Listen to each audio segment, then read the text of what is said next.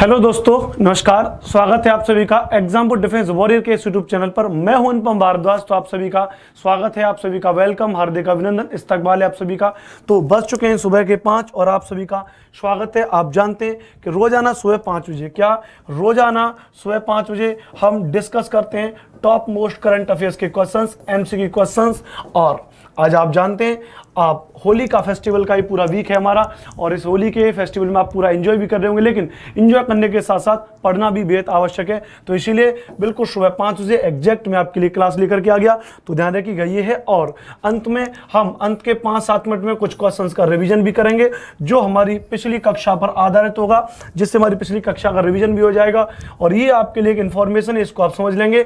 Air force x and Y, क्या air force x and Y 2020 आपको पता ही है कि 18 अप्रैल से आपके पेपर है। 18 अप्रैल से आई थिंक आपका पेपर शुरू हो रहा है। तो उसके लिए विवेक सिंह सर के द्वारा मैराथन लाई जा रही। क्या मैराथन अनलॉक फिजिक्स की, एक ही क्लास में पूरा फिजिक्स खत्म। 4 अप्रैल सुबह 8 बजे, क्या साथी मेरे, 4 अप्रैल सुबह 8 बजे विवेक सिंह सर के द्वारा क्या लाई जा रही है भैया, फिजिक्स की मैराथन क्लास लाई जा रही है। क्या फिजिक्स की मैराथन क्लास। इसमें आपके साथ में जुड़ने के लिए जुड़ना ना भूलें। 100% एनडीए हो, एक्स ग्रुप हो, वाई ग्रुप हो, 100% एकदम क्वेश्चन आएंगे इससे। दूसरा ये आप देख रहे हैं रोज सुबह 6 बजे, क्या भैया, रोज सुबह 6 बजे air force X group, Y group, NDA हो या सीडीएस हो, कोई भी एग्जाम हो, उसके लिए वोकैब शो स्टार्ट किया एमी सर ने। किसने भैया, एमी सर के द्वारा वोकैब सेशन स्टार्ट किया गया। एमी सर, और आप जानते हैं इंग्लिश में गोल्ड मेडलिस्ट हैं सर, और एमी सर के द्वारा इंग्लिश का वोकैब शो, चाहे उसमें आपके सिनोनियम्स हो,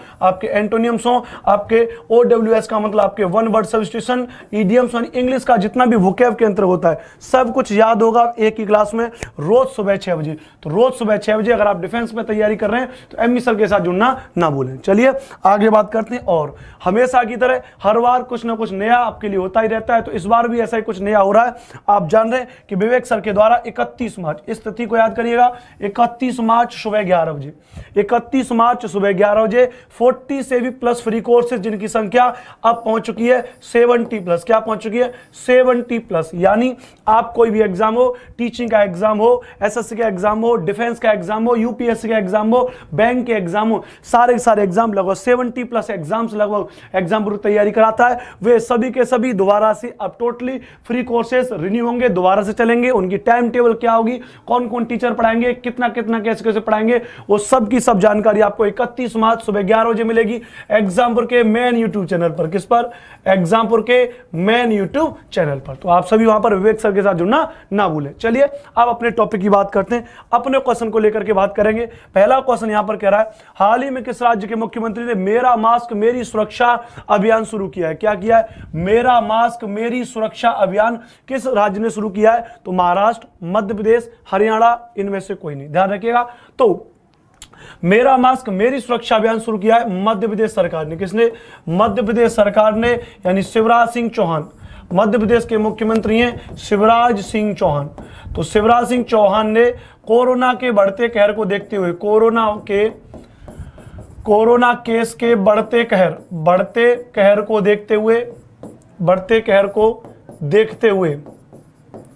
देखते हुए इस अभियान की शुरुआत की। ध्यान रखिएगा। तो इस अभियान की शुरुआत की है मध्य प्रदेश के मुख्यमंत्री शिवराज सिंह चौहान के द्वारा। किसके द्वारा, मध्य प्रदेश के मुख्यमंत्री शिवराज सिंह चौहान के द्वारा इस अभियान की शुरुआत की गई है। ध्यान रखिएगा। और मध्य प्रदेश के मुख्यमंत्री शिवराज सिंह चौहान ने लोगों से परिवार के स्तर पर होली मनाने का निवेदन भी किया, और इसके लिए उन्होंने एक नारा दिया है, मेरी होली मेरा घर। क्या उन्होंने कहा है कि जो होली मनानी, होली को परिवार के स्तर पर सेलिब्रेट किया जाए, होली को परिवार के स्तर पर मनाया जाए, होली को परिवार के स्तर पर मनाया जाए। ये बात किसने कही है, तो होली को परिवार के स्तर पर मनाया जाए, ये बात मध्य प्रदेश के मुख्यमंत्री शिवराज सिंह चौहान ने किया। उन्होंने एक नारा भी दिया है, मेरी होली मेरा घर, मेरी होली मेरा घर। क्या होता है, मेरी होली मेरा घर होता है। ये इंपॉर्टेंट हो सकता है आपके लिए, आप याद कर लेंगे, मेरी होली मेरा घर। तो होली को परिवार के स्तर पर मनाया जाता है। मध्य प्रदेश के मुख्यमंत्री शिवराज सिंह चौहान ने, मध्य प्रदेश के मुख्यमंत्री शिवराज सिंह चौहान ने, तो मध्य प्रदेश इसका सही उत्तर हो जाएगा। ठीक है भैया, चलिए आगे बात करेंगे, आगे बात करेंगे। और चलिए तो नेक्स्ट क्वेश्चन की बात करेंगे, अगले क्वेश्चन की बात करेंगे कि हाल ही में व्यास सम्मान 2020, हाल ही में 2020 के व्यास सम्मान के लिए किसे चुना गया है? किसके लिए भैया? 2020 के व्यास सम्मान के लिए किसे चुना गया है? सभी लोग, आप सभी लोग फटाफट से कमेंट करेंगे व्यास सम्मान 2020 के लिए। तो ध्यान रखिएगा, शिखर गर्ग, दिव्यकांत मिश्र, प्रोफेसर शरद पगारे, इनमें से कोई नहीं। तो प्रोफेसर शरद पगारे, किसको भैया? प्रोफेसर शरद पगारे को, ये हिंदी के एक प्रसिद्ध लेखक हैं, इनको व्यास सम्मान 2020 से सम्मानित किया गया है। व्यास सम्मान 2020 से सम्मानित किया गया है। तो 2020 से सम्मानित किया गया है। क्या किया गया है? 2020 से सम्मानित किया गया है। तो 2020 से सम्मानित किया गया है प्रोफेसर शरद पगारे को। इनका उपन्यास है पाटलिपुत्र की सम्राज्ञी, पाटलिपुत्र, इनका एक उपन्यास है पाटलिपुत्र, पाटलिपुत्र की सम्राज्ञी। तो पाटलिपुत्र की सम्राज्ञी, ये क्या है? इनका एक उपन्यास है। इनका क्या है? इनका ये एक उपन्यास है, किसका? प्रोफेसर शरद पगारे का, उसके लिए इनको दिया जाता है। बात करें व्यास सम्मान के लिए, 1991 में इसकी शुरुआत हुई है, के बिड़ला फाउंडेशन के द्वारा दिया जाता है। तो व्यास सम्मान की बात करें कि व्यास सम्मान की शुरुआत कब हुई है? तो 1991 में शुरुआत हुई है। 1991 में शुरुआत हुई है। के बिड़ला फाउंडेशन, के बिड़ला फाउंडेशन के द्वारा दिया जाता है। के बिड़ला फाउंडेशन के द्वारा इसको दिया जाता है। के बिड़ला फाउंडेशन के द्वारा किया जाता है। किसी भी भारतीय नागरिक के द्वारा, किसी भी भारतीय नागरिक के द्वारा, किसी भी भारतीय नागरिक के द्वारा पिछले 10 वर्षों में, क्या भैया? पिछले 10 वर्षों में हिंदी के क्षेत्र में, हिंदी क्षेत्र में किए गए उत्कृष्ट कार्य के लिए, किए गए उत्कृष्ट कार्य के लिए, क्या भैया? किए गए उत्कृष्ट कार्य के लिए दिया जाता है। किए गए उत्कृष्ट कार्य के लिए दिया जाता है। तो इस बात को आप यहां पर समझ लेंगे, पिछले 10 वर्षों में हिंदी क्षेत्र में किए गए उत्कृष्ट कार्यों के लिए दिया जाता है। तो हाल ही में 2020 के व्यास सम्मान के लिए, 2020 के व्यास सम्मान के लिए किसको चुना गया? प्रोफेसर शरद पगारे को चुना गया। किसको? प्रोफेसर शरद पगारे को चुना गया। तो ये आपके सामने, ठीक है भैया। तो आप क्वेश्चन को पढ़ लेंगे, समझ लेंगे, इसकी डिटेल को नोट कर लेंगे। चलिए, बहुत बढ़िया, बहुत शानदार।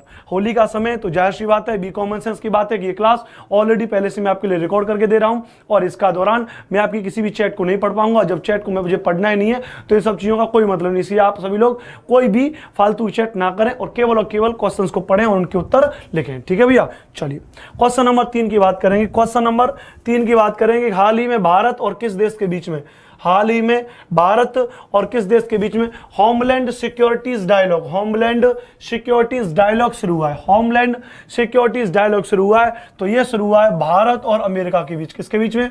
यह शुरू हुआ है भारत और अमेरिका के बीच में।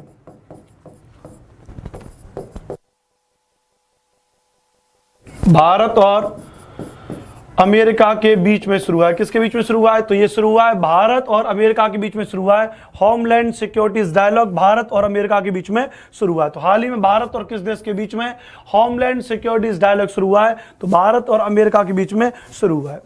नेक्स्ट क्वेश्चन की बात करेंगे कि नेक्स्ट क्वेश्चन क्या कह रहा है। हाल ही में एडम, बात करेंगे कि हाल ही में एडम जगजेवस्की का निधन हुआ है। वे कौन थे? वे कौन थे? तो ध्यान रखिएगा, हाल ही में एडम जगजेवस्की का निधन हुआ है। वे कौन थे? तो ध्यान रखिएगा, एडम जगजेवस्की एक कवि थे। कौन थे? एक कवि थे, एक पोइट थे। ध्यान रखिएगा, यूरोप में इनका अच्छा खासा नाम है। यूरोप में एक देश पड़ता है पोलैंड। कौन सा देश पड़ता है? पोलैंड। पोलैंड के थे साहब ये एडम जगजेवस्की। तो एडम जगजेवस्की का निधन हुआ है। ये कौन थे? एक कवि थे। ठीक है भैया, ये कौन थे? एक कवि थे। एक एक पॉइंट को नोट करते चलेंगे। जिस चीज की डिटेल बता रहा हूं उसी की डिटेल लिख लेंगे, जिस चीज की डिटेल नहीं बता रहा हूं उसके लिए आवश्यक नहीं है कि बहुत ज्यादा आप परेशान हो, पैनिक होने की आवश्यकता नहीं है। पॉइंट टू पॉइंट भी चीजों को पढ़ा जा सकता है। हाल ही में दुनिया की पहली शिप टनल परियोजना कहां बन रही है? हाल ही में दुनिया की पहली, हाल ही में दुनिया की पहली सिप टनल परियोजना कहां पर बन रही है? दुनिया की पहली सिप टनल परियोजना कहां पर बन रही है? ध्यान रखिएगा। तो सिप टनल का मतलब है एक टनल बनाई जाएगी। क्या बन जाएगी? एक टनल बनाई जाएगी, यानी क्या बनाई जाएगी? एक सुरंग बनाई जाएगी टनल में। कहां पर? समुद्र में। और उसमें क्या हो जाएगा? शिप यानी पानी के जहाज चलाए जाएंगे। उसमें क्या होगा? इसमें पानी के जहाज चलेंगे। ऐसी एक परियोजना पर काम कर रहा है कौन भैया? एक देश हमारा नॉर्वे। कौन सा देश हमारा? नॉर्वे इस काम को कर रहा है। क्या? नॉर्वे इस देश को काम कर रहा है। आप जानते हैं नॉर्वे, फिनलैंड और स्वीडन ये सारे यूरोप के देश हैं। और नॉर्वे की राजधानी ओस्लो। नॉर्वे की राजधानी क्या? Oslo is the capital of Norway. Norway में आप जानते हैं कि यहां पर दिया जाता है शांति का नोबेल पुरस्कार। कौन सा दिया जाता है? शांति का नोबेल पुरस्कार। क्या दिया जाता है? शांति का नोबेल पुरस्कार दिया जाता है नॉर्वे में। नॉर्वे को ही आप जानते हैं, इसी को कहते हैं मध्य रात्रि के सूर्य का देश। क्या कहते हैं? मध्य रात्रि के सूर्य का देश। यानी दुनिया में यह देश ऐसा है इसमें आधी रात्रि के समय सूर्य चमकता है। आधी रात्रि के समय इसमें सूर्य चमकता है। किसमें? नॉर्वे में। तो इतनी सारी बातें काफी हैं। तो मध्य रात्रि के सूर्य का देश कहते हैं। नॉर्वे की राजधानी ओस्लो है और शांति का नोबेल पुरस्कार यहां पर दिया जाता है। दुनिया की पहली शिप टनल परियोजना पर काम कर रहा है कौन? नॉर्वे देश। ठीक है भैया। बात थाईलैंड की करें तो थाईलैंड को आप जानते हैं सफेद हाथियों की भूमि कहते हैं। क्या कहते हैं? सफेद हाथियों की भूमि। The land of white elephant is known as Thailand. Thailand को क्या कहते हैं? सफेद हाथियों की भूमि कहते हैं। एक करा नहर बड़ी महत्वपूर्ण है यहाँ पर। कौन सी नहर?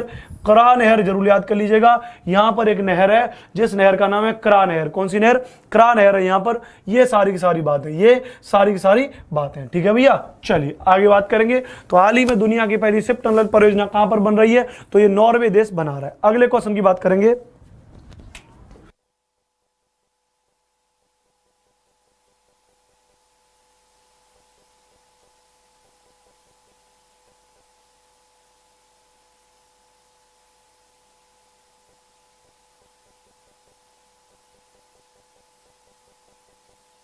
ठीक है भैया। चलिए आगे बात करेंगे। इसकी आगे बात करेंगे। ठीक है भैया। ये सारी बातें हैं। ये सारी बातें हैं। ठीक है भैया। चलिए अब हाल ही में असम राइफल्स ने कब अपना 186वां स्थापना दिवस 186वां स्थापना दिवस मनाया है? स्थापना दिवस का मतलब है अभी एक तिथि निकल के गई है 23 मार्च। कितनी? कौन सी तिथि निकल के गई है? 23 मार्च तिथि निकल के गई है। कौन सी तिथि निकल के गई है? 23। और जब 23 मार्च ये तिथि निकल के गई है तो ध्यान रखिएगा इस 23 मार्च की तिथि को क्या साथी मेरे? इस 23 मार्च की तिथि को ही क्या मनाया गया? असम राइफल्स ने अपना 186वां स्थापना दिवस मनाया गया। क्या मनाया गया? 186वां स्थापना दिवस मनाया गया असम राइफल्स में। The friend of north east people. The friend of north east people किसे कहते हैं? The friend of north east people किसे कहते हैं? ये कहते हैं असम राइफल्स को कहते हैं the friend of north east people. क्या कहते हैं? The friend north east people इसको कहते हैं। ध्यान रखिएगा। 1835 में इसकी स्थापना हुई थी। 1937 में इसका एक नाम भी बदला गया था। चलिए खैर ये सारी बातें यहां पर हैं। अगले प्रश्न की तरफ चलते हैं। कह रहा है कि हाल ही में किस राज्य सरकार ने केला महोत्सव आयोजित किया गया? क्या आयोजित किया गया? हाल ही में किस राज्य सरकार ने केला महोत्सव, क्या साथी मेरे? केला महोत्सव आयोजित किया है। किस राज्य सरकार ने केला महोत्सव आयोजित किया है? क्या आयोजित किया है? केला महोत्सव आयोजित किया है। किस राज्य सरकार ने? किस राज्य सरकार ने केला महोत्सव आयोजित किया है? तो ध्यान रखिएगा उड़ीसा, त्रिपुरा, उत्तर प्रदेश। उत्तर प्रदेश सरकार के ने कुशीनगर में, कहां पर साथी मेरे? कुशीनगर। जी हां, बौद्ध स्थल है कुशीनगर। और कुशीनगर में क्या मनाया गया? केला महोत्सव मनाया गया। केला महोत्सव मनाया गया। सीएम योगी आदित्यनाथ हैं अपने, आप अच्छे से जानते हैं, ये कोई बताने वाली बात नहीं है। योगी आदित्यनाथ हैं। कौन है? योगी आदित्यनाथ हैं। आनंदीबेन पटेल अपनी राज्यपाल हैं। आनंदीबेन पटेल अपनी राज्यपाल हैं। हाल ही में मुख्यमंत्री योगी आदित्यनाथ ने सड़कों पर, यानी सड़कों का मतलब है जितनी भी सार्वजनिक जगह हैं, उन सार्वजनिक जगहों पर पिछले 10 वर्षों में, क्या साथी? पिछले 10 वर्षों में सार्वजनिक जगहों पर पिछले 10 वर्षों में जितने भी स्थान बसाए गए, चाहे उनमें कोई मंदिर शामिल हो, चाहे उसमें कोई भी स्थान शामिल हो, सबको हटाया जाएगा ताकि रोड पर जाम की समस्या को कम किया जा सके। ऐसी कुछ बातें की हैं योगी आदित्यनाथ सरकार के द्वारा। ठीक है भैया, ये सारी बातें, ये सारी की सारी बातें। तो केला महोत्सव उत्तर प्रदेश के कुशीनगर में आयोजित किया गया है। नेक्स्ट क्वेश्चन की बात करेंगे। हाल ही में वर्ष 2020 का गांधी शांति पुरस्कार, हाल ही में वर्ष 2020 का गांधी शांति पुरस्कार की बात की जा रही है कि गांधी शांति पुरस्कार किसको दिया गया है। तो हाल ही में वर्ष 2020 का गांधी शांति पुरस्कार किसको दिया है, तो बताइए। नरेंद्र मोदी जी को मिला है, सुल्तान कबूस बिन सईद को मिला है, शेख मुजीबुर रहमान को मिला है। इनमें से कोई प्रश्न मैं आपको करा चुका हूं। सुल्तान कबूस बिन सईद ये ओमान के, मतलब इनकी मृत्यु हो चुकी है। ओमान के कौन से सुल्तान थे, कहां के, ओमान देश के। किसके, ओमान। और ओमान की राजधानी क्या है, मस्कट। ओमान की राजधानी क्या है, Muscat is the capital of Oman.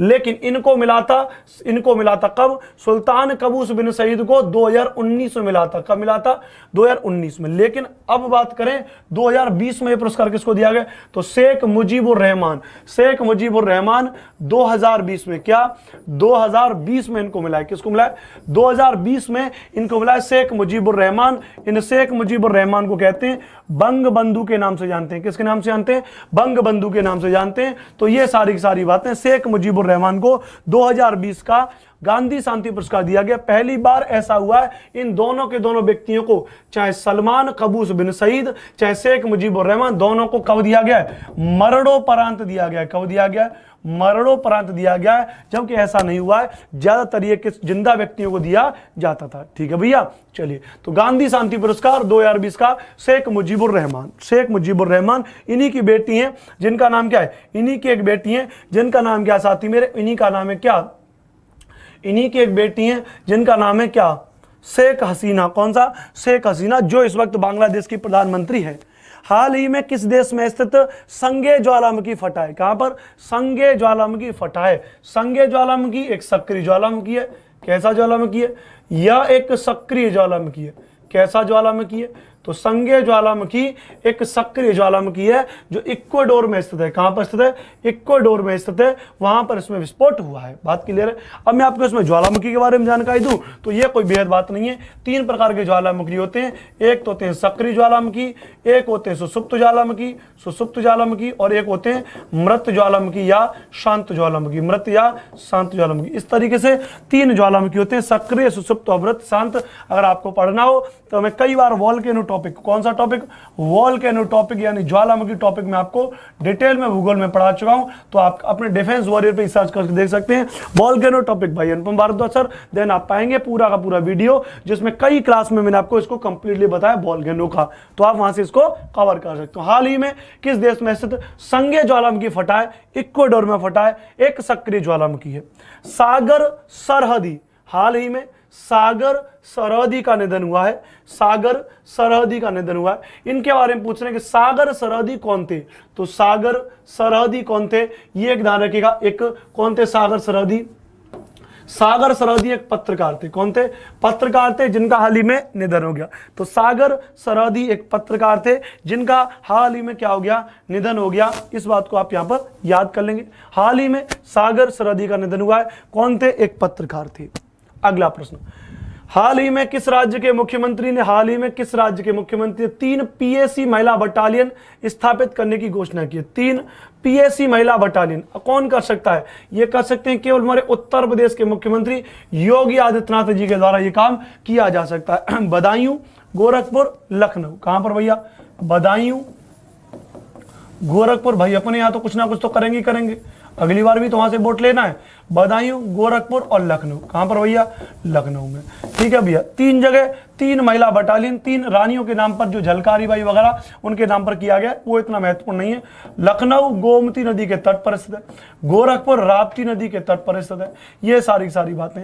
Lucknow जो राजधानी है, गोरखपुर उनका संसदीय, मतलब इनका जो मतलब विधान सभा का क्षेत्र, किसका, योगी जी का विधानसभा का क्षेत्र गोरखपुर। क्या, गोरखपुर। उत्तर प्रदेश सरकार के द्वारा ये काम किया गया है। ठीक है भैया, चलिए आगे बात करेंगे।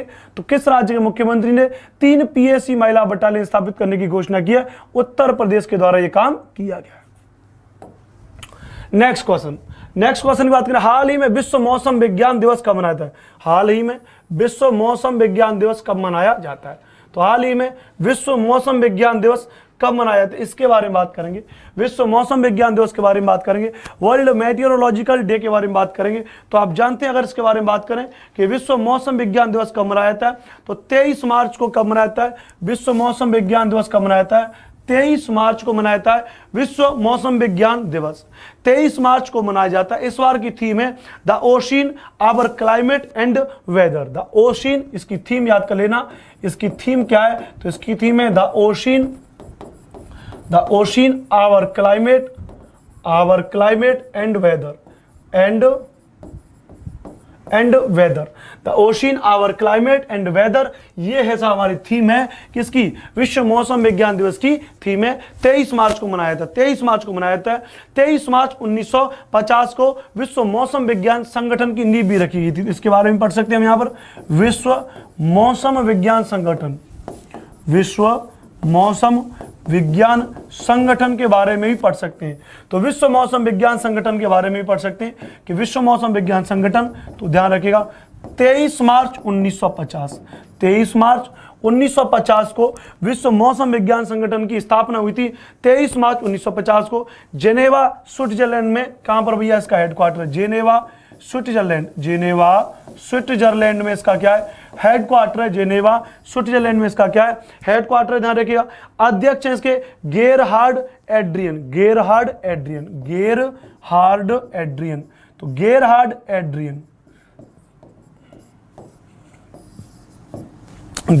एड्रियन इसके अध्यक्ष हैं। महासचिव हैं पैट्री तालास, वो पढ़ने की आवश्यकता नहीं है, ये इसके कौन है? अध्यक्ष। ये सारी बातें, ये सारी बातें यहां पर आपकी समझ में आई होगी। नेक्स्ट क्वेश्चन की बात करेंगे,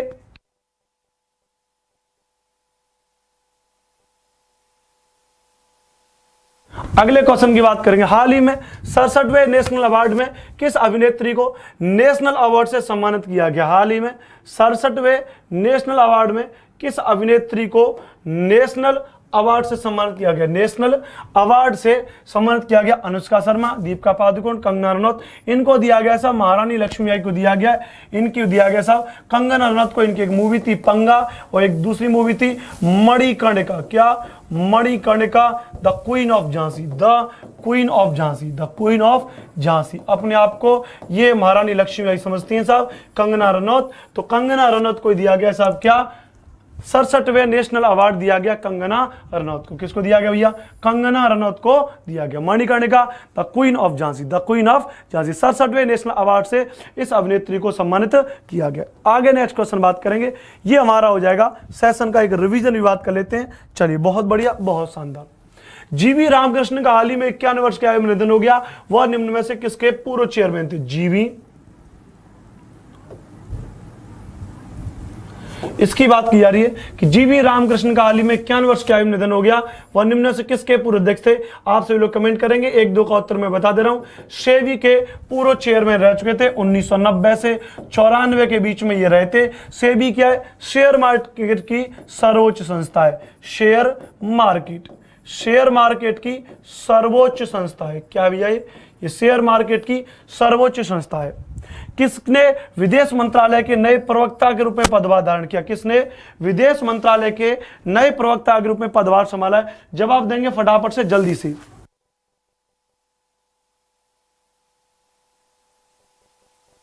ठीक है भैया, चलिए फटाफट जवाब देंगे।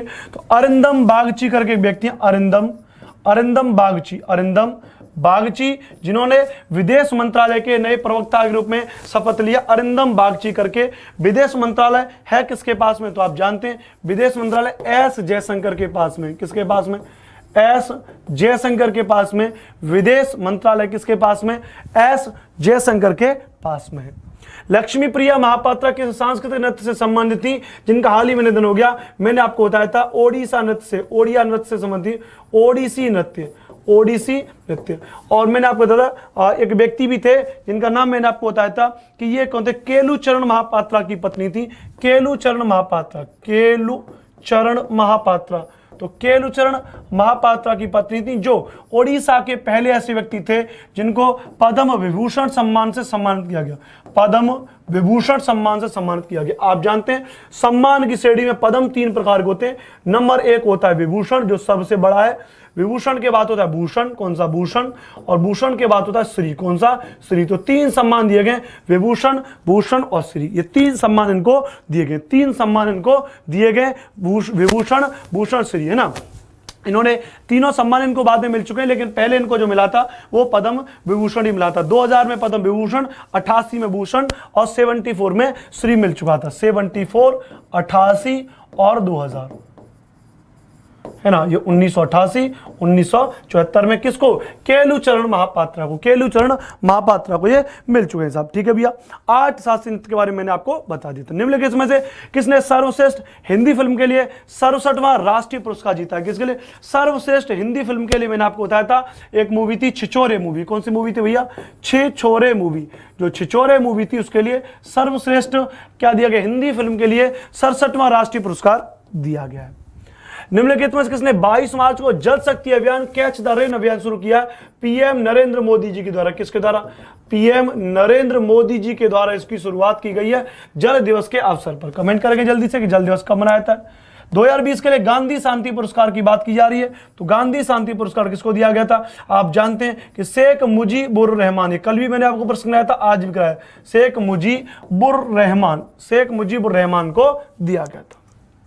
आगे दिल्ली में शराब पीने की नई कानूनी उम्र क्या है? तो ध्यान रखिएगा 21 वर्ष दिल्ली में शराब पीने की नई कानूनी उम्र है। किस देश ने मार्च 2021 में इच्छा मृत्यु को बिल पारित कर दिया गया? ये आपके सामने प्रश्न है, जवाब दीजिए फटाफट से। किस सागर सरहदी का 87 वर्ष की आयु में निधन हो गया? अभी मैंने कराया था। My life in full work family and our future नामक पुस्तक के लेखक का इन्होंने किसने किया? इसके बारे में भी आपको जवाब देना है जल्दी से। ये सारे प्रैक्टिस क्वेश्चन है, मैं सब आपको इसके बारे में बता चुका हूं। उसके बाद किस राज्य सरकार ने जानवरों के लिए भारत का पहला सरकार द्वारा संचालित एम्बुलेंस नेटवर्क स्थापित किया? इसके बारे में बताइए। हाल ही में रणथंभौर राष्ट्रीय उद्यान समाचार में यह स्थित है कहां पर? इसके बारे में बताइए। भारत ने किस देश के चाबार पोर्ट को 2 मोबाइल हार्बर क्रेन की खेप दी है? इसके बारे में बताइए। भारतीय नौसेना ने हाल ही में ऑपरेशन संकल्प के तहत फारस की खाड़ी में किस देश के साथ मार्ग अभ्यास पासेक्स आयोजित किया गया है? दोनों प्रश्नों के बारे में बताइए, हार्बर क्रेन के बारे में बताइए और इन दोनों प्रश्नों के बारे में बताइए जल्दी से।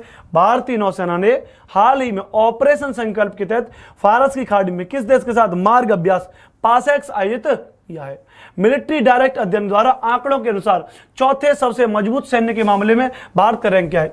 ये कह रहा है मिलिट्री डायरेक्ट अध्ययन द्वारा जारी आंकड़ों के अनुसार सबसे मजबूत सैन्य के मामले में भारत की रैंक क्या है? ये उत्तर भी इसने बता दिया, चौथा स्थान है, लेकिन ये इसमें उत्तर भी दे रखा है। ठीक है भैया। तो देखा जाए तो ये आपके सामने है, ये आपके सामने बाबू आज की ये करंट अफेयर्स की सीरीज थी, जिसमें मैंने आपको करीब टॉप मोस्ट कुछ क्वेश्चन भी मैंने आपको कराए, कुछ मैंने आपको टॉप मोस्ट करंट अफेयर्स कराए, कुछ मैंने आपको प्रैक्टिस कराई। तो उम्मीद है चीजें आपको बहुत अच्छी लगी होंगी। करंट अफेयर्स वही है, 30, 35, 40 मिनट में हम वैसे भी करंट अफेयर्स को फिनिश कर लेते हैं। बाकी तो आपके कमेंट देखने में, आपके उत्तर देने में समय लग जाता है। तो चलिए आज के सेशन को यहीं पर रोकेंगे, मिलेंगे कल सुबह फिर से 5:30 बजे। तो चलिए तब तक धन्यवाद, नमस्कार, जय हिंद, जय भारत।